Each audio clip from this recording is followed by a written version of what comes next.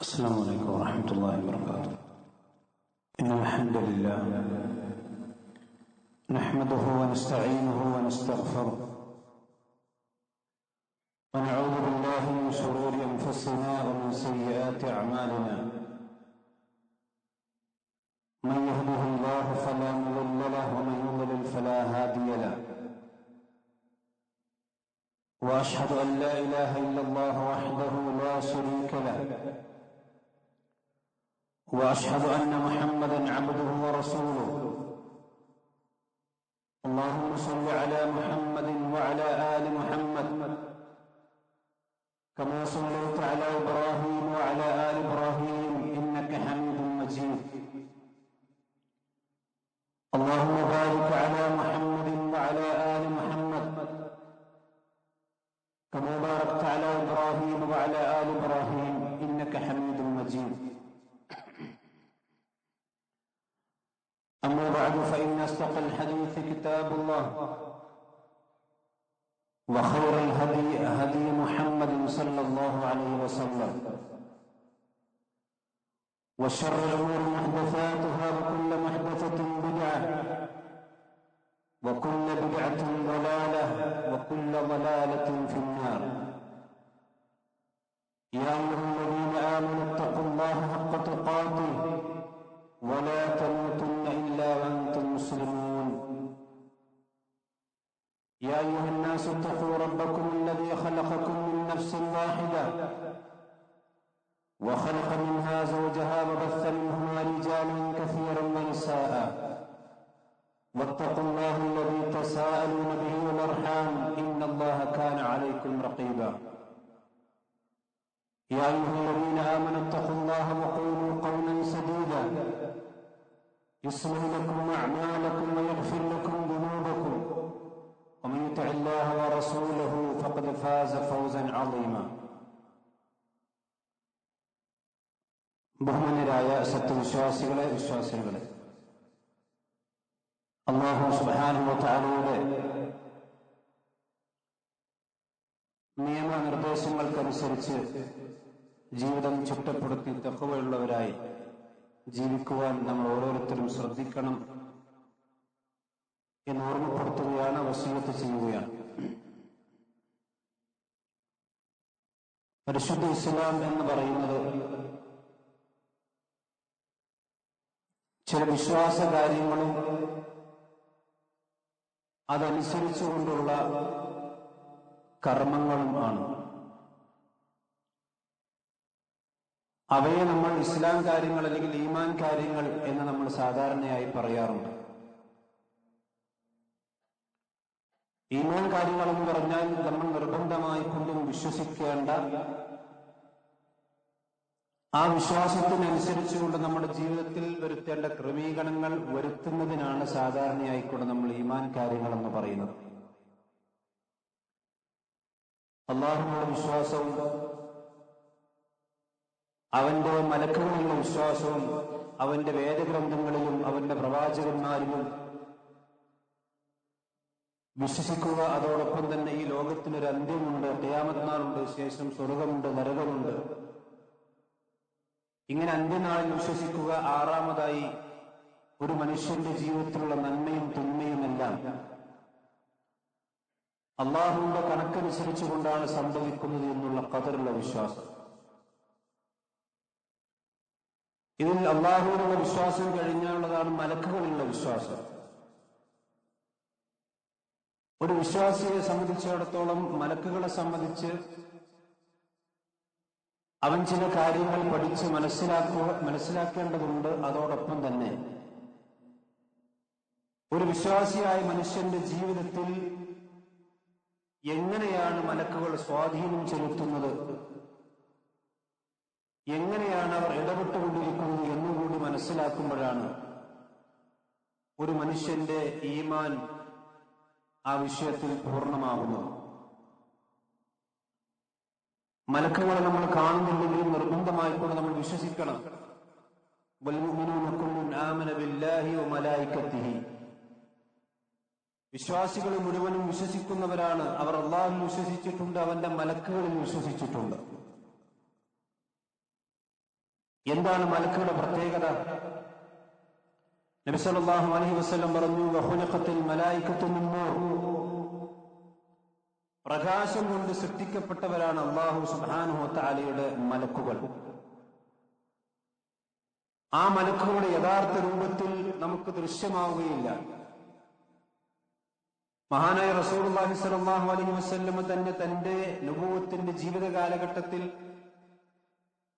2 തവണ മാത്രമാണ് ജിബ്രീൽ അലൈഹിസ്സലാത്തു വസ്സലാമയെ അതിന്റെ ആ ജിബ്രീലിന്റെ പൂർണ്ണമായ രൂപത്തിൽ കണ്ടിട്ടുള്ളത്. വിശുദ്ധ ഖുർആൻ ആ 2 സംഭവങ്ങളെയും നമുക്ക് പഠിപ്പിച്ചു തരുന്നുണ്ട്. വലഖദ് റആഹു ബിൽ ഉഫ്ഖിൽ മുബീൻ, വ്യക്തമായ ഉഫ്ഖിൽ വെച്ചുകൊണ്ട് ജിബ്രീൽ അലൈഹിസ്സലാത്തു വസ്സലാമയെ പ്രവാചകൻ കാണുകയുണ്ടായി.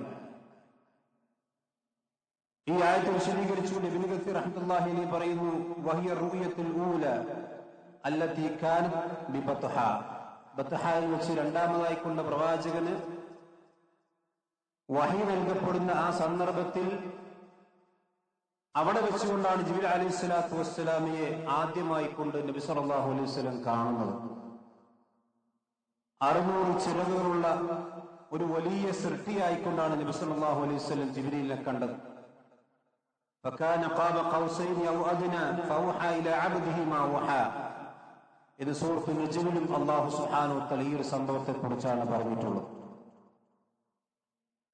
ഈ ഭൂമിയിൽ വെച്ചാണ് സംഭവിച്ചതെങ്കിൽ രണ്ടാമത് റസൂലുള്ളാഹി സ്വല്ലല്ലാഹു അലൈഹി വസല്ലം ജിബ്രീൽ അലൈഹിസ്സലാത്തു വസ്സലാമിനെ കാണുന്ന ഭൂമിയിൽ വെച്ചല്ല, അത് 7 വാനങ്ങൾക്കും അപ്പുറത്ത് സിദ്റത്തുൽ മുൻതഹയുടെ അടുക്കൽ വെച്ചുകൊണ്ടാണ്.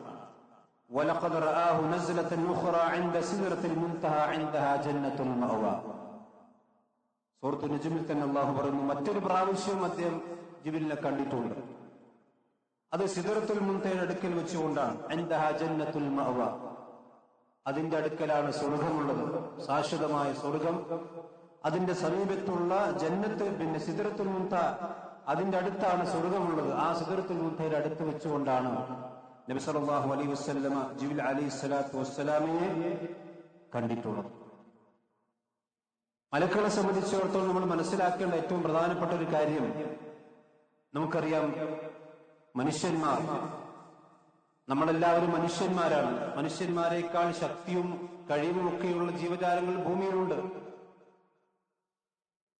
പക്ഷെ ആ ജീവജാലങ്ങളെല്ലാം മനുഷ്യന്റെ ബുദ്ധി കൊണ്ട് കീഴ്പ്പെടുത്താനും അവയെ മനുഷ്യനെ സംബന്ധിച്ചിടത്തോളം യഥേഷ്ടം ഉപയോഗിക്കാനുമുള്ള കഴിവ് അല്ലാഹു സുബ്ഹാനഹു വ തആല മനുഷ്യന്മാർക്ക് നൽകിയിട്ടുണ്ട്. തന്റെ തുമ്പിക്കൈ കൊണ്ടെന്ന് വളർത്തിയടിച്ചാൽ മരിച്ചു പോകുന്ന മനുഷ്യൻ ആ ആനയെ മെരുക്കിയെടുത്ത് തന്റെ ആവശ്യങ്ങൾക്ക് വേണ്ടി ഉപയോഗിച്ചുകൊണ്ടിരിക്കുന്നു. അതേസമയത്ത് മലക്കുകളെ സംബന്ധിച്ചിടത്തോളം മനസ്സിലാക്കേണ്ടത് വലിയ സൃഷ്ടികളാണവർ. മനുഷ്യന്മാരെക്കാൾക്കും എത്രയോ ശക്തിയുള്ള സൃഷ്ടികളാണ് അള്ളാഹുവിന്റെ മലക്കുകൾ. ജിബ്രീൽ അലൈഹിസ്സലാത്തു വസ്സലാമിനെ സംബന്ധിച്ച് നമ്മൾ പറഞ്ഞല്ലോ, 600 ചിറകുകളുണ്ട്.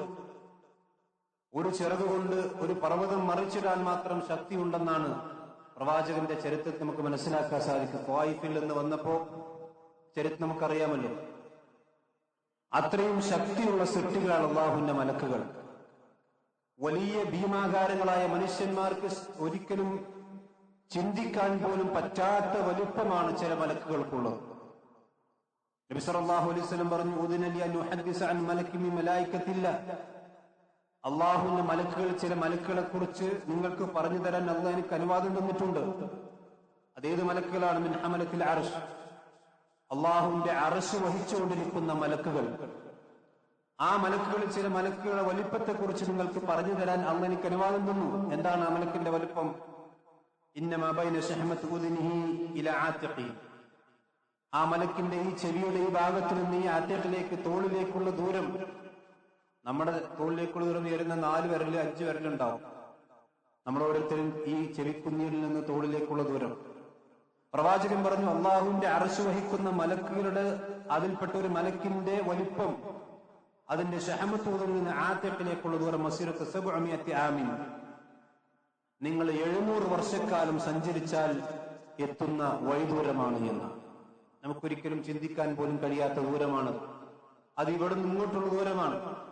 അപ്പോൾ ആ മലക്കിന്റെ വലിപ്പം എത്രയുണ്ടാകുമെന്ന് നമുക്കൊരിക്കലും ഭാവനയിൽ പോലും ചിന്തിക്കാൻ പോലും കഴിയില്ല. അത്രയും വലിയ ഭീമാകാരങ്ങളായ സൃഷ്ടികളാണ് അള്ളാഹുവിന്റെ മലക്കുകൾ. ആ മലക്കുകളിലാണ് നാം വിശ്വസിച്ചുകൊണ്ടിരിക്കുന്നത്. എന്ന് മാത്രമല്ല, അവരുടെ വലുപ്പത്തിനനുസരിച്ച് കൊണ്ടൊരു രൂപത്തിൽ ഏറെ ഭംഗിയുള്ള സൗന്ദര്യമുള്ളവരാണ് അള്ളാഹുവിന്റെ മലക്കുകൾ എന്നാണ് ഖുർആൻ പഠിപ്പിക്കുന്നത്.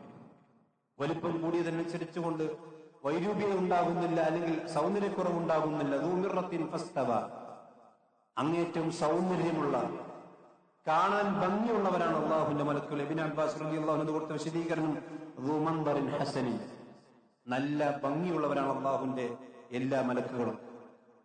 മലക്കുകളുടെ സൃഷ്ടിപ്പിനെ സംബന്ധിച്ച് ഭംഗിയുള്ളതാണ് എന്നത് പൊതുവെ മനുഷ്യന്മാർക്കുള്ള ധാരണയുണ്ട്.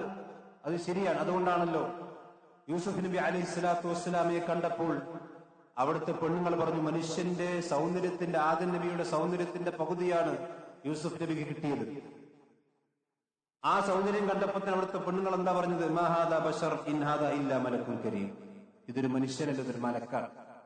മലക്കുകൾ ഏറ്റവും സൗന്ദര്യമുള്ള സൃഷ്ടികളാണെന്നാണ് മനുഷ്യന്മാർ വിശ്വസിക്കുന്നത്. ശരിയായ വിശ്വാസമാണ്, ഖുർആന്റെ അടിസ്ഥാനത്തിലുള്ളതാണ്. നബി സല്ലല്ലാഹു അലൈഹി വസല്ലമയുടെ അടുക്കിലേക്ക്, പ്രവാചകന്റെ അടുക്കിലേക്ക് ജിബ്രീൽ അലൈഹി സ്വലാത്തു വസ്സലാം വഹയുമായി കൊണ്ടുവന്നിട്ട് ചിലപ്പോൾ മനുഷ്യരൂപത്തിലാണ്. മനുഷ്യരൂപത്തിൽ വന്നിരുന്നത് ദഹിയ്യത്ത് ഇബ്നു ഖലീഫ എന്ന് പറയുന്ന സഹാബിയുടെ രൂപത്തിലാണ്. ദഹിയ, ആ സഹാബിയുടെ പ്രത്യേകത, ഏറ്റവും നല്ല സഹാബികന്മാരുടെ കൂട്ടത്തിൽ ഏറ്റവും സുമുഖനായ ഒരു സഹാബിയായിരുന്നു ദഹിയ റളിയല്ലാഹു അൻഹു എന്ന ഹദീസിൽ കാണാം. അതുകൊണ്ട് തന്നെ ഏത് രൂപത്തിൽ വന്നാലും മലക്കുകൾ സുമുഖന്മാരായിക്കൊണ്ടാണ് വരിക. മഹദിയായ മറിയം അലൈഹി സ്വലാത്തു വസ്സലാം, മറിയം റളിയല്ലാഹുവിന്റെ അടുക്കിലേക്കും ജിബ്രീൽ അലൈഹി സ്വലാത്തു വസ്സലാം വന്നതിനെ സംബന്ധിച്ചും വിശുദ്ധ ഖുർആൻ പഠിപ്പിക്കുക അങ്ങനെ തന്നെയാണ്. അതോടൊപ്പം തന്നെ ഏറ്റവും ശ്രേഷ്ഠരായ സൃഷ്ടികളാണ് അള്ളാഹുവിന്റെ മലക്കുകൾ. ആ മലക്കുകളിൽ തന്നെ ഏറ്റവും ശ്രേഷ്ഠരാണ് നബി സല്ലല്ലാഹു അലൈഹി വസല്ലം പറഞ്ഞു, പ്രവാചകന്റെ കൂടെ ബദറിൽ പങ്കെടുത്ത അള്ളാഹുവിന്റെ മലക്കുകൾ. ആ മലക്കുകളെ സംബന്ധിച്ചിടത്തോളം ജിബ്രീൽ അലൈഹി സ്വലാത്തു വസ്സലാം യുദ്ധം കഴിഞ്ഞതിന് ശേഷം നബി സല്ലല്ലാഹു അലൈഹി വസല്ലം ചോദിക്കാൻ, മാ തഅദ്ദൂന അഹ്ല ബദരിൻ ഫീക്കും, നിങ്ങൾ ഇപ്പോൾ ബദറിൽ പങ്കെടുത്ത മുസ്ലിമീങ്ങളൊക്കെ സംബന്ധിച്ച്, ഇവിടെയുള്ള വിശ്വാസികളെ സംബന്ധിച്ച് നിങ്ങൾ എന്താണ് കണക്കാക്കുന്നത്, എന്താണ് നിങ്ങളുടെ ധാരണ? പ്രവാചകൻ പറഞ്ഞു, മിൻ അഫ്ളലിൽ മുസ്ലിമീൻ, മുസ്ലിമീങ്ങളിൽ ഏറ്റവും ശ്രേഷ്ഠന്മാരാണ് ബദരീങ്ങളിൽ പങ്കെടുത്തവർ. അതുകൊണ്ടാണ് പ്രവാചകൻ സല്ലല്ലാഹു അലൈഹി വസല്ലം ഹദീസിൽ കാണാം, ഇഅ്മലു മാ ശിഅ്തും, ബദരീങ്ങൾക്കുള്ള പ്രത്യേകതയാണ് നിങ്ങൾക്ക് ഇഷ്ടമുള്ളത് നീ പ്രവർത്തിക്കാം, ഗഫറല്ലാഹു ലക്കും, അല്ലാഹു നിങ്ങൾക്കെല്ലാം പുറത്തു തന്നിരിക്കുന്നു. ഇത് അല്ലാഹുവർക്ക് കൊടുത്തൊരു ഓഫറാണ്. അത് വിചാരിച്ച് അവർ തെറ്റ് ചെയ്യാൻ പോയിട്ടില്ല. അത് അള്ളാഹു അവർക്ക് കൊടുത്തൊരു ആദരവാണ്. കാരണം അഫ്ളൽ മുസ്ലിമീനാണ് അവർ. എന്നിട്ട് ജിബ്രീൽ അലൈഹി സ്വലാത്തു വസ്സലാം ഇത് കേട്ടപ്പോൾ പറഞ്ഞു, വകദാലിക മൻ ശഹിദ ബദറൻ മിനൽ മലായിക, അതുപ്രകാരം തന്നെയാണ് ബദറിൽ പങ്കെടുത്ത മലക്കുകളും അങ്ങനെ തന്നെയാണ്. ബദറിൽ മലക്കുകൾ ഇറങ്ങിയിട്ടുണ്ട്. ചില ആളുകൾക്ക് അത് അന്ധവിശ്വാസം എന്ന് പറയാറുണ്ട്. പക്ഷെ ഹദീസിൽ വളരെ വ്യക്തമാണ്, ബദറിൽ മലക്കുകൾ ഇറങ്ങി യുദ്ധം ചെയ്തിട്ടുണ്ട്. അത് ചരിത്രത്തിൽ അറിയപ്പെട്ടതാണ്, ഹദീസിനും ഖുർആൻ കൊണ്ട് സ്ഥിരപ്പെട്ടതുമാണ്.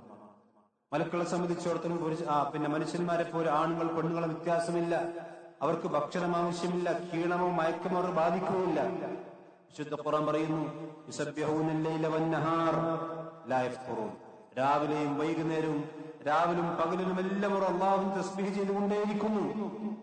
ലാ യഫ്തുറൂന, അവർ തളരുകയില്ല, തളർച്ച ബാധിക്കുകയില്ല. വല്ലദീന ഇൻദ റബ്ബിക യുസബ്ബിഹൂന ലഹു ബില്ലൈലി വന്നഹാർ ലാ യസ്അമൂൻ, അവർക്കൊരിക്കലും ക്ഷീണം ബാധിക്കുന്നില്ല, തളർച്ചയില്ല. അങ്ങനെ അല്ലാഹു സുബ്ഹാനഹു വ തആലയുടെ തസ്ബീഹിലും തഹ്മീദിലുമായി പടച്ചറപ്പിന്റെ കൽപ്പനകൾ ശിരസാവഹിച്ച് ജീവിക്കുന്നവരാണ് അള്ളാഹുവിന്റെ മലക്കുകൾ. എത്രയാണ് മലക്കിന്റെ എണ്ണം? അത് അള്ളാഹ്ക്ക് മാത്രമേ അറിയുള്ളൂ. മനുഷ്യന്മാരുടെ എണ്ണം വേണമെങ്കിൽ സെൻസ് എടുത്താൽ കിട്ടും നമുക്ക്. പക്ഷേ മലക്കുകളുടെ എണ്ണം എത്രയാണ് അള്ളാഹു സുബ്ഹാനഹു വ തആലക്ക് മാത്രമേ അറിയുകയുള്ളൂ. വമാ യഅലമു ജുനൂദ റബ്ബിക ഇല്ലാ ഹു, നിന്റെ റബ്ബിന്റെ സൈന്യത്തെ കുറിച്ച് റബ്ബിന് മാത്രമേ അറിയുകയുള്ളൂ. അതിന്റെ എണ്ണത്തിന്റെ ആധിക്യം പ്രവാചകൻ പറയാണ്, ബൈത്തുൽ മഅമൂർ, ഏഴാകാശത്തിനപ്പുറത്തുള്ള ബൈത്തുൽ മഅമൂറിലേക്ക്, ഹാദൽ ബൈത്തുൽ മഅമൂർ യുസല്ലി ഫീഹി ഫീ കുല്ലി യൗമിൻ 70000 മലക്, ഓരോ ദിവസവും 70,000 മലക്കുകൾ ബൈത്തുൽ മഅമൂറിലേക്ക് നമസ്കരിക്കാൻ എത്തുന്നുണ്ട്. ബൈത്തുൽ മഅമൂർ എന്ന് പറഞ്ഞാൽ നമ്മുടെ കഅബയുടെ, ഭൂമിയുടെ കഅബയുടെ നേരെ മുകളിൽ ആകാശത്തിലെ കഅബയാണ് ബൈത്തുൽ മഅമൂർ. അവിടെ മലക്കുകൾ വരുന്നു, നിസ്കരിക്കുന്നു, തവാഫ് ചെയ്യുന്നു. അങ്ങനെ ഓരോ ദിവസവും അവിടെ നമസ്കാരത്തിനും തവാഫിനും എത്തുന്നവർ 70,000 മലക്കുകളാണ്. പക്ഷേ ലാ യഊദൂന ഇലൈഹി, പിന്നീട് ഒരു പ്രാവശ്യം വന്നവർ അവിടേക്ക് മടങ്ങിയെത്തുന്നില്ല. നിങ്ങൾ ആലോചിക്കണം, പ്രപഞ്ചമുണ്ടായത് മുതൽ മനുഷ്യനുണ്ടാകുന്നതിന് മുമ്പ് മലക്കുകളുണ്ട്. ആ പ്രപഞ്ചമുണ്ടായത് മുതൽ 70,000 മലക്കുകൾ ഓരോ ദിവസവും അവിടേക്ക് കയറി വന്നുകൊണ്ടിരിക്കുന്നു. അപ്പൊ മലക്കിന്റെ എണ്ണം എത്രയായിരിക്കും? അള്ളാഹുവിന്റെ സൃഷ്ടി വൈഭവം സഹോദരന്മാരെ നമുക്കൊരിക്കലും ചിന്തിക്കാൻ പോലും കഴിയുന്നില്ല. നരകം കൊണ്ടുവരുന്നത് മലക്കുകളാണ്. പ്രവാചകൻ പറഞ്ഞു, 70,000 ചങ്ങലകൾ ഉണ്ടായിരിക്കും നരകത്തിന്. അതിലോരോ ചങ്ങലയിലും 70,000 മലക്കുകൾ ഉണ്ടായിരിക്കും എന്നും നബി സല്ലല്ലാഹു അലൈഹി വസല്ലമ പറഞ്ഞതായി നമുക്ക് കാണാൻ കഴിയും. സഹോദരന്മാരെ, ഇതെല്ലാം മലക്കുകളുമായി കൊണ്ട് ബന്ധപ്പെട്ട് അടിസ്ഥാനപരമായി കൊണ്ട് നമ്മൾ വിശ്വസിക്കേണ്ട കാര്യങ്ങളാണ്. ഈ മലക്കുകളുടെ വിശ്വാസത്തിൽ, നമ്മുടെ വിശ്വാസത്തിൽ സ്വാധീനം ചെലുത്തേണ്ട ചില കാര്യങ്ങളുണ്ട്. നമ്മുടെ പ്രവർത്തനങ്ങൾ, നമ്മുടെ ജീവിതത്തിലും മാറ്റമുണ്ടാകാൻ പ്രേരണയാകേണ്ട ചില കാര്യങ്ങളുണ്ട് മലക്കുകളുടെ വിശ്വാസവുമായി കൊണ്ട് ബന്ധപ്പെട്ട്. അതെന്താണ്? അപ്പൊ നമുക്കറിയാലോ, അല്ലാഹു സുബ്ഹാനഹു വ തആലയുടെ മലക്കിന്റെ എണ്ണം ഞാൻ പറഞ്ഞു. ഒരു മനുഷ്യനെ സംബന്ധിച്ചിടത്തോളം എണ്ണിക്കണക്കാക്കാൻ കഴിയാത്ത അത്രവിധം മലക്കുകളുണ്ട്. എന്താണ് മലക്കിന്റെ ഒക്കെ ജോലി? അള്ളാഹുവിന്റെ തസ്ബീഹുകളും തഹ്മീദുകളും സുജൂദുകളും അർപ്പിച്ചുകൊണ്ട് പടച്ച റബ്ബിനെ പുകഴ്ത്തിക്കൊണ്ട് ജീവിക്കുക. നമ്മളിതിൽ നിന്ന് മനസ്സിലാക്കേണ്ട ഒരു പാഠം എന്താണ്? ഞാനും നിങ്ങളുമൊന്നും അള്ളാഹുവിന് സുജൂദ് ചെയ്യാൻ മടി കാണിച്ചാൽ, അല്ലെങ്കിൽ അള്ളാഹുവിന്റെ കൽപ്പനകൾക്കനുസരിച്ചുകൊണ്ട് ജീവിക്കാൻ, ജീവിതം ക്രമീകരിക്കാൻ, ചിട്ടപ്പെടുത്താൻ മടി കാണിച്ചാൽ അതിനൊന്നും പടച്ചറപ്പിന്റെ അടുക്കൽ ഒരു നഷ്ടവും അള്ളാഹുവിന് സംഭവിക്കാനില്ല. ലോകത്തുള്ള മുഴുവൻ മനുഷ്യന്മാരും സത്യനിഷേധികളായി മാറിയാലും പടച്ചറപ്പിനെ ധിക്കരിച്ചുകൊണ്ട് ജീവിക്കുന്ന ആളുകളാണെങ്കിലും അള്ളാഹിനെ സംബന്ധിച്ചിടത്തോളം അള്ളാഹിനെ പുകഴ്ത്താനും അള്ളാഹ്ക്ക് തസ്ബീഹ് ചെയ്യാനും അള്ളാഹ്ക്ക് സുജൂദ് ചെയ്യാനും വേറെയും ഒരുപാട് സൃഷ്ടിജാലങ്ങൾ ഇവിടെയുണ്ട്. അതുകൊണ്ട് നമ്മൾ മനസ്സിലാക്കേണ്ടത്, നമ്മൾ നിസ്കരിച്ചിട്ടെങ്കിൽ ഇസ്ലാം ദീൻ പൊളിഞ്ഞു പോകും, ഞാനിവിടെ പ്രവർത്തിച്ചിട്ടെങ്കിൽ ഇസ്ലാം ദീൻ ഉണ്ടായി പോകൂല എന്ന് നമ്മൾ ആരും ചിന്തിക്കാൻ പാടില്ല. അതുകൊണ്ടാണ് വിശുദ്ധ ഖുർആൻ പറഞ്ഞത്, ആര് പടച്ചോന് നന്ദി ചെയ്തിട്ടുണ്ടോ അത് അവന് വേണ്ടി തന്നെയാണ്, അല്ലാതെ പടച്ചോന് വേണ്ടിയല്ല. അല്ലാഹു സുബ്ഹാനഹു വ തആലക്ക് നമ്മുടെ നന്ദിയുടെ ആവശ്യമേ ഇല്ല. കാരണം അവന് നന്ദി ചെയ്യാനും അവന് ദിക്ർ ചെയ്യാനും സുബ്ഹാനല്ലാഹ് പറയാനും തസ്ബീഹുകൾ ചെയ്യാനും സുജൂദുകൾ ചെയ്യാനും ഈ ലോകത്തൊരു മനുഷ്യനുമില്ലെങ്കിൽ, ഈ മനുഷ്യനുണ്ടാകുന്നതിന് മുമ്പ് തന്നെയും അള്ളാഹുവിന്റെ മലക്കുകൾ എന്ന സൃഷ്ടികളുണ്ട്. അതുകൊണ്ട് തന്നെ നമ്മൾ മനസ്സിലാക്കേണ്ടത്, നമ്മുടെ ആരാധനകളും നമ്മുടെ ഇബാദത്തുകളും നമ്മുടെ നന്മകളുമെല്ലാം അത് നമുക്ക് വേണ്ടി തന്നെയാണ്. വമൻ കഫറ, ഇനി അള്ളാഹുവിന് ആരെങ്കിലും നിഷേധം കാണിച്ചു, അവൻ അള്ളാഹുവിന് നന്ദി കാണിച്ചില്ല, നന്ദി കേടി കാണിച്ചാൽ ഫഇന്ന റബ്ബി ഗനിയ്യുൻ കരീം. നമ്മൾ മനസ്സിലാക്കണം, എന്റെ റബ്ബ് അല്ലാഹു സുബ്ഹാനഹു വ തആല ഗനിയാണ്. നമ്മുടെ ഒന്നും ഒരു ശുക്റിനോ ഒരു ഹംദിനോ സുജൂദിനോ പടച്ചവൻ ആവശ്യമില്ല. അതൊക്കെ നമുക്ക് വേണ്ടി തന്നെയാണ്. ഫഇന്ന റബ്ബി ഗനിയ്യുൻ കരീം, എന്റെ റബ്ബ് ഗനിയാണ് എന്ന് പറഞ്ഞാൽ ഒരാളുടെയും ആശ്രയം ആവശ്യമില്ലാത്തവനാണ്. ഇത് നമ്മൾ ശരിക്കും മനസ്സിലാക്കേണ്ടതാണ്. ഇനി സഹോദരന്മാരെ, ഞാൻ പറഞ്ഞല്ലോ മലക്കുകളുടെ വലുപ്പം നമ്മൾ പറഞ്ഞു. ആ മലക്കുകളുടെ വിനയം കൂടി നമ്മളത് ശരിക്കും മനസ്സിലാക്കണം. നമുക്ക് ജീവിതത്തിൽ പലപ്പോഴും ചെറിയ അഹങ്കരിക്കാൻ യാതൊരു വകുപ്പുമില്ലെങ്കിൽ പോലും അഹങ്കാരത്തിന് യാതൊരു കുറവുമില്ലാത്തവനാണ് പലപ്പോഴും പല ആളുകളും പല മനുഷ്യന്മാരും. എന്നാൽ അല്ലാഹു സുബ്ഹാനഹു വ തആലയുടെ ഈ സൃഷ്ടികളുടെ വിനയം, അള്ളാഹുവിന്റെ മലക്കുകളുടെ വിനയം നമ്മൾ ശരിക്കും മനസ്സിലാക്കി നോക്കുക. അല്ലാഹു സുബ്ഹാനഹു വ തആല പിന്നെ മലക്കുകൾ മുഴുവൻ പറഞ്ഞു, ആദം നബി അലൈഹി സ്വലാത്തു വസ്സലാമിനെ സൃഷ്ടിച്ചു. ഫഇദാ സവ്വൈതുഹു വനഫഖ്തു ഫീഹി മിൻ റൂഹി ഫഖഉ ലഹു സാജിദീൻ. ഞാൻ ആദമിനെ സൃഷ്ടിച്ച് ആദമിനെ എന്റെ റൂഹിൽ നിന്ന് ഞാൻ അദ്ദേഹത്തിലേക്ക് ഊതിക്കഴിഞ്ഞാൽ ഫഖഉ ലഹു സാജിദീൻ, നിങ്ങൾ എല്ലാവരും ആദം നബിക്ക് സുജൂദ് ചെയ്യണം. ഇത് അല്ലാഹു സുബ്ഹാനഹു വ തആല മുഴുവൻ മലക്കുകളോടും പറഞ്ഞു, ജിബ്രീൽ അടക്കമുള്ള ആളുകളോട്. ഞാൻ പറഞ്ഞു, ജിബ്രീൽ അലൈഹി സ്വലാത്തു വസ്സലാമിന്റെ വലിപ്പം എത്രയാണ്? അള്ളാഹുവിന്റെ അർശ് വഹിക്കുന്ന മലക്കിന്റെ വലിപ്പം എത്രയാണ്? ആ മലക്കുകൾ ആദം നബി അലൈഹി സ്വലാത്തു വസ്സലാമിനോട് സുജൂദ് ചെയ്യാൻ വേണ്ടി പറഞ്ഞു അല്ലാഹു സുബ്ഹാനഹു വ തആല. ഇനി ആദം നബിന്റെ വലിപ്പം എത്രയാണ്? പ്രവാചകന്റെ ഹദീസിൽ കാണാം, ഖലഖല്ലാഹു ആദമ വതൂലുഹു 60 ദിറാ, 60 മുഴം മാത്രമേ. ഈ 60 മുഴം മാത്രം വരുന്ന മനുഷ്യന് ആരാണ് സുജൂദ് ചെയ്യുന്നത്? 600 ചിറകുകളുള്ള ജിബ്രീൽ അലൈഹി സ്വലാത്തു വസ്സലാം. അള്ളാഹുവിന്റെ അർശ് വഹിച്ചുകൊണ്ടിരിക്കുന്ന മനുഷ്യന് ഒരിക്കലും ഭാവനയിൽ പോലും കാണാൻ സാധിക്കാത്ത വിധം വലുപ്പമുള്ള ഭീമാകാരങ്ങളായ മലക്കുകൾ സുജൂദ് ചെയ്യുന്നു. എന്ന് പറയുന്നു, ഫസജദൽ മലായികത്തു കുല്ലുഹും അജ്മഊൻ, എല്ലാവരും സുജൂദ് ചെയ്യുകയാണ്. ഒരു മലക്ക് പോലും അമാന്തിച്ചു നിന്നില്ല. ഇത്രയും വലിയ വലിപ്പമുള്ള ഞാൻ ഇത്തിരി പോന്ന ആദമിന് സുജൂദ് ചെയ്യുകയോ? ചിന്തിച്ചോ മലക്കുകൾ? അതാണ് മലക്കുകളുടെ വിനയം എന്ന് പറയുന്നത്. എത്ര വലിയ സൃഷ്ടികളാണ് അള്ളാഹുവിന്റെ മലക്കുകൾ. അള്ളാഹുവിന്റെ മുമ്പിൽ പോയിട്ട് അള്ളാഹുവിന്റെ അർശ് വഹിക്കുന്ന മലക്കിന്റെ മുമ്പിൽ ആദം നബി അലൈഹി സ്വലാത്തു വസ്സലാം എന്ന ഒന്നാമത്തെ മനുഷ്യൻ, ഏറ്റവും നീളമുള്ള മനുഷ്യൻ നിന്നാൽ എന്തായിക്കാരപ്പന്റെ അവസ്ഥ നിങ്ങളെ ചിന്തിച്ചു നോക്കൂ. പക്ഷെ അത്രയും ആ മലക്കിന്റെ മുമ്പിൽ സൃഷ്ടി കൊണ്ട് വലിപ്പം കൊണ്ട് ചെറുപ്പമാണ് ആദം നബി അലൈഹി സ്വലാത്തു വസ്സലാം. ആ ആദം നബി അലൈഹി സ്വലാത്തു വസ്സലാംക്ക് സുജൂദ് ചെയ്യാൻ വേണ്ടി അള്ളാഹ് പറഞ്ഞ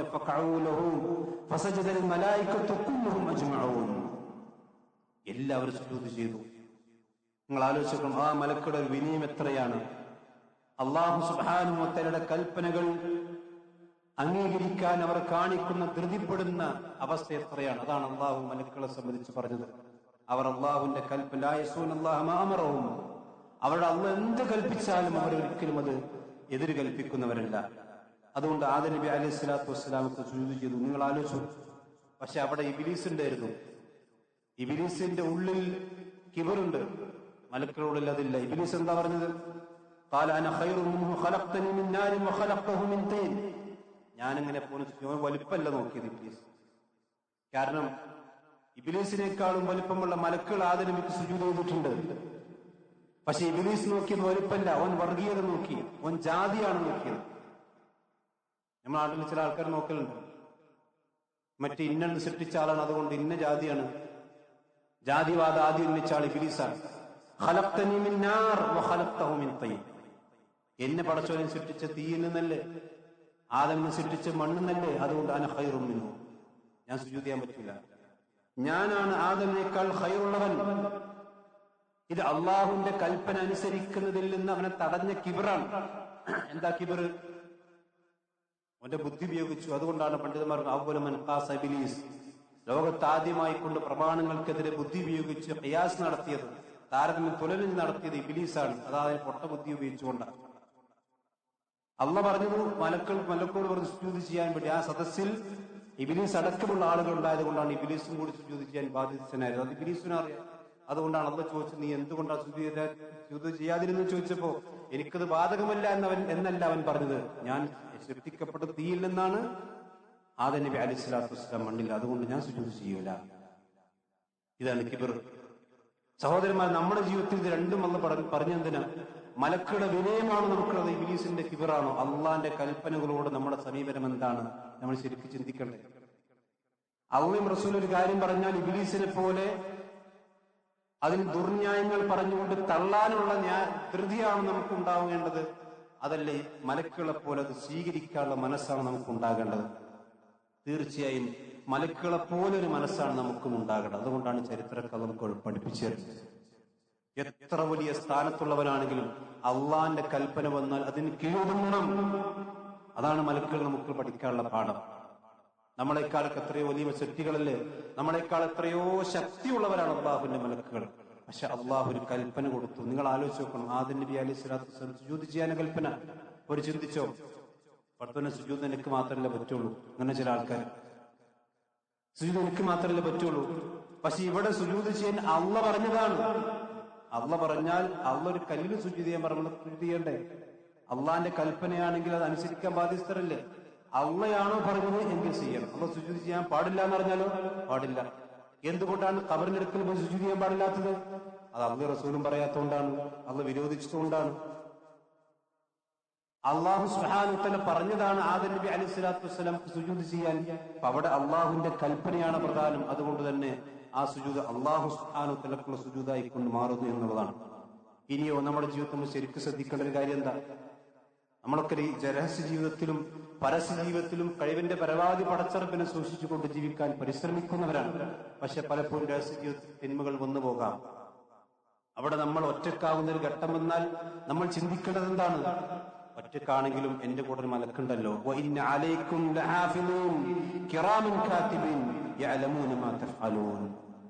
ഇത് മലക്കുകളുടെ വിശ്വാസത്തിൽ നമ്മുടെ ജീവിതത്തിൽ ഉണ്ടാകേണ്ട അടിസ്ഥാനപരമായ ഒരു കാര്യമാണ്. നിങ്ങൾക്ക് സംരക്ഷകരായിക്കൊണ്ട് ചില മലക്കുകളുണ്ട്. കിറാമൻ കാത്തിബീൻ, മാന്യന്മാരെ എഴുത്തുകാരാണ് അവർ. യഅലമൂന മാ തഫ്അലൂൻ, നിങ്ങൾ എന്ത് പ്രവർത്തിച്ചാലും അത് അവർ അറിഞ്ഞുകൊണ്ടിരിക്കുന്നു.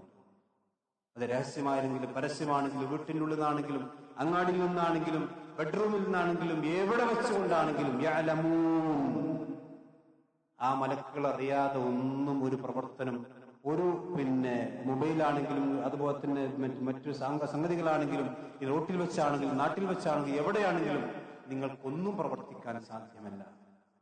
അതാണ് പടച്ചറപ്പിന്റെ മുമ്പിലേക്ക് ഹാജരാക്കപ്പെടുന്ന രേഖകൾ. അതിനുവേണ്ടി അള്ളവിടെ നമ്മളെ നിരീക്ഷിക്കാൻ വേണ്ടി മലക്കുകൾ ഏർപ്പെടുത്തിയിട്ടുണ്ട്.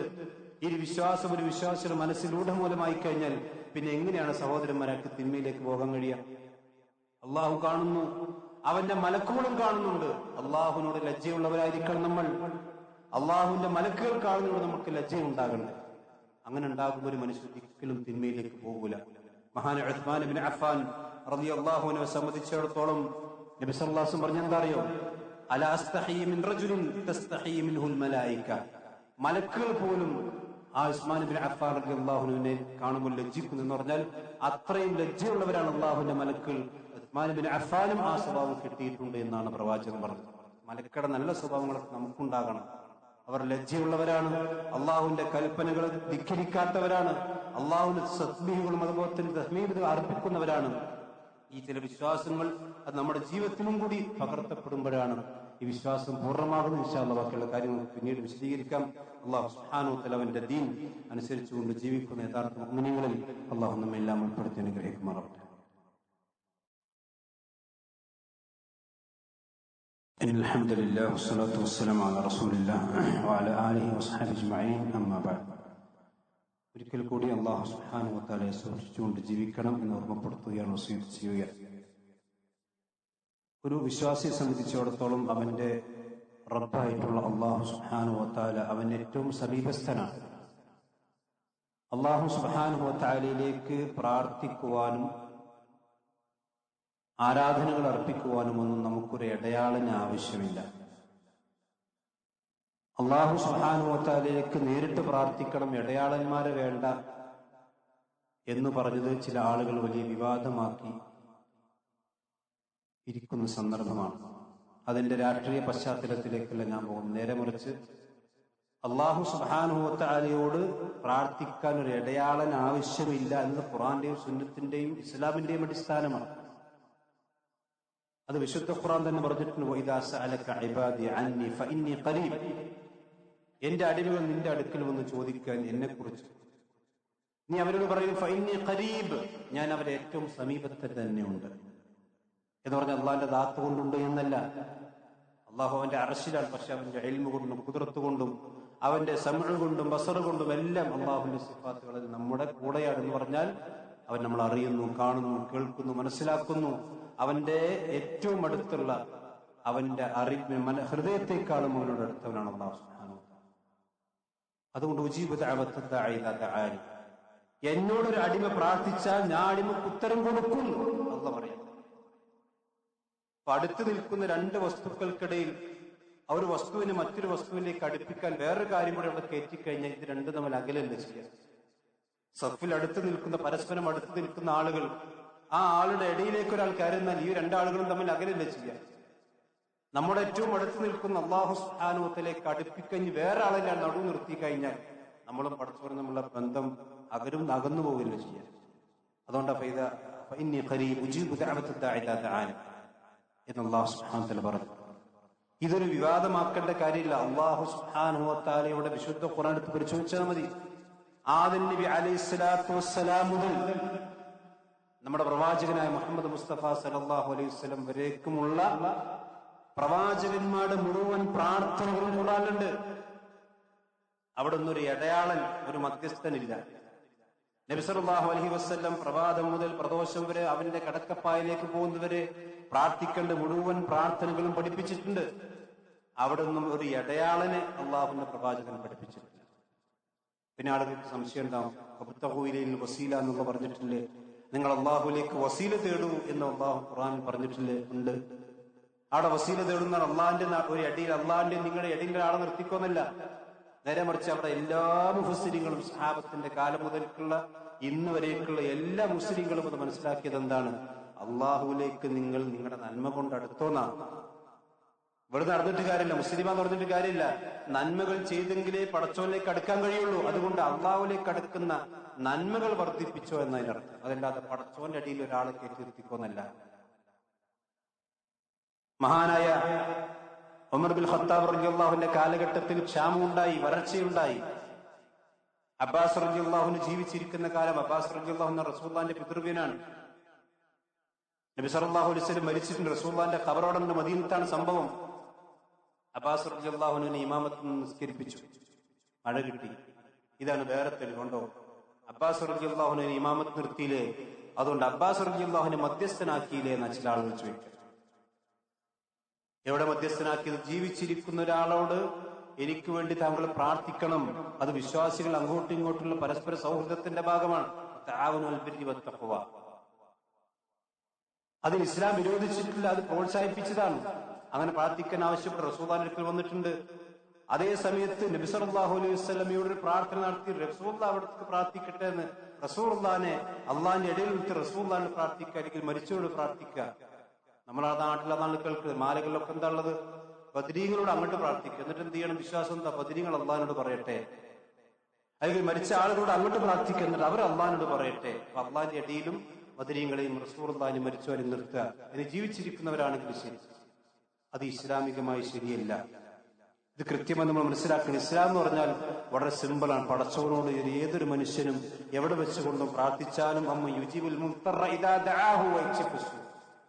എത്ര പ്രയാസത്തിലുള്ള ആളാണെങ്കിലും അവൻ അള്ളാഹുവിനോട് ചോദിച്ചാൽ ഉത്തരം നൽകുന്നവൻ പടച്ചോനല്ല. അമ്മ യുജീബുൽ മുദ്തറ ഇദാ ദഅാഹു. ഒരു പ്രയാസത്തിന്റെ ഘട്ടത്തിൽ അള്ളാഹുവിനോട് ചോദിച്ചാൽ ഉത്തരം നൽകുന്ന പടച്ചോനല്ലാതെ വേറെ ആരാളുള്ളത്? ഇതൊക്കെ ഖുർആനിൽ ആദ്യം മുതൽ അവസാനം വരെ നിറഞ്ഞു കിടക്കണം. നിങ്ങൾ ആലോചിച്ചു, ഖുർആന്റെ ഈ ആയത്തുകളും ഹദീസുകളും ഒന്നും ആളുകൾക്ക് വേണ്ട. ഏതെങ്കിലും ഒരു ഹദീസിന്റെ തുണ്ടമോ അല്ലെങ്കിൽ ഏതെങ്കിലും ദഈഫായ ഹദീസിന്റെ അല്ലെങ്കിൽ ഏതെങ്കിലും കിതാബിൽ, അറബി കിതാബിൽ വലത്തുന്ന ഏത്തോട്ട് ഏതെങ്കിലും കിതാബിൽ കണ്ടാൽ മതി. അതാണ് വലിയ തെളിവ്. അള്ളാഹ് ആകാശത്തിൽ ഇറക്കിയ ഖുർആനൊന്നും തെളിവല്ല. പ്രവാചകൻ 23 കൊല്ലം കൊണ്ട് നടത്തിയ പ്രബോധനത്തിന്റെ ഹദീസുകൾ തെളിവല്ല. ഇതൊക്കെയാണ് ഈമാൻ തെറ്റിപ്പോകുന്ന കാര്യം. അതുകൊണ്ട് നമ്മുടെ ഏറ്റവും അടുത്തവനായ പടച്ചറപ്പിലേക്ക് അടുക്കാൻ ഇനി വേറെ അടയാളം നമുക്ക് ആവശ്യമുണ്ടെന്ന് പറഞ്ഞാൽ അത് ഇസ്ലാമികമായി കൊണ്ട് ശരിയല്ലാത്ത വാദമാണെന്ന് കൃത്യമായി നമ്മൾ മനസ്സിലാക്കണം. ഇതൊക്കെ ഇസ്ലാം ശരിക്കും നമ്മൾ പഠിക്കുക. ഇസ്ലാം പഠിക്കണമെങ്കിൽ വളരെ സിമ്പിളാണ്. അള്ളാഹിന്റെ ഖുർആൻ ആദ്യം മുതൽ അവസാനം വരെ നല്ല തഫ്സീറുകൾ ഉപയോഗിച്ച് വായിക്കുക, പഠിക്കുക. അതല്ലെങ്കിൽ ഏതെങ്കിലും ആളുകൾ അടുക്കൽ ചെന്ന് നമ്മൾ ഖുർആൻ പഠിക്കുക. ഇത് തന്നെ ഖുർആനും ഹദീസും പഠിച്ചാൽ തന്നെ ഒരാൾക്ക് ശരിയായ പാതയിലേക്ക് എത്തിച്ചേരാൻ കഴിയും.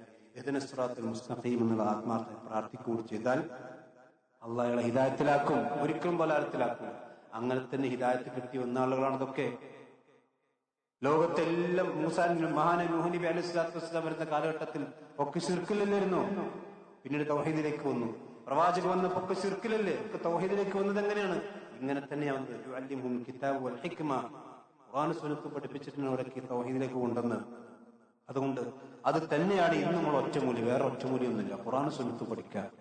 അത് പഠിക്കാനായിക്കുള്ള അർത്ഥം പറയാൻ പാടില്ല, കണ്ടുപൊട്ടിപ്പോവും എന്നൊക്കെ പറഞ്ഞ് ചില ആളുകൾ പേടിപ്പിച്ചിരുന്ന കാലഘട്ടം ഉണ്ടായിരുന്നു. അതൊക്കെ മാറി ഇന്നിപ്പോ ഏതൊരാളും കാണാതെ അള്ളാഹിന്റെ ഖുർആൻ വായിക്കാനും പഠിക്കാനൊക്കെ നമുക്ക് സൗകര്യങ്ങളതെല്ലാം ഉപയോഗപ്പെടുത്തി യഥാർത്ഥ ഹിദായത്തിന്റെ വഴിയിലേക്ക് എത്തുവാൻ നമ്മൾ പരിശ്രമിക്കണം. അല്ലാഹു നമ്മെ അനുഗ്രഹിക്കുമാറാവട്ടെ. അവന്റെ ദീൻ കൃത്യമായി പഠിച്ചു മനസ്സിലാക്കി അതനുസരിച്ച് കൊണ്ട് ജീവിക്കുന്ന മുഅ്മിനീങ്ങളിൽ അല്ലാഹു നമ്മെ നമ്മുടെ കുടുംബത്തെ ഉൾപ്പെടുത്തുമാറാവട്ടെ. നമ്മളിൽ നിന്ന് മരണപ്പെട്ടവൻ എല്ലാവരും നമ്മുടെ മാതാപിതാക്കൾ, നമ്മുടെ കൂട്ടുകുടുംബങ്ങൾ അല്ലാഹു അവർക്കെല്ലാം സ്വർഗ്ഗം നൽകി ആദരിക്കുമാറാവട്ടെ. അവരെ നമ്മെ നാളെ ജന്നാത്തുൽ ഫിർദൗസിൽ അല്ലാഹു ഒരുമിച്ച് കൂട്ടുമാറാവട്ടെ. اللهم اغفر للمؤمنين والمؤمنات والمسلمين والمسلمات. اللهم اعز الاسلام والمسلمين واذل الشرك والمشركين. ربنا تقبل منا انك انت السميع العليم وتب علينا انك انت التواب الرحيم. امين امين برحمتك يا ارحم الراحمين.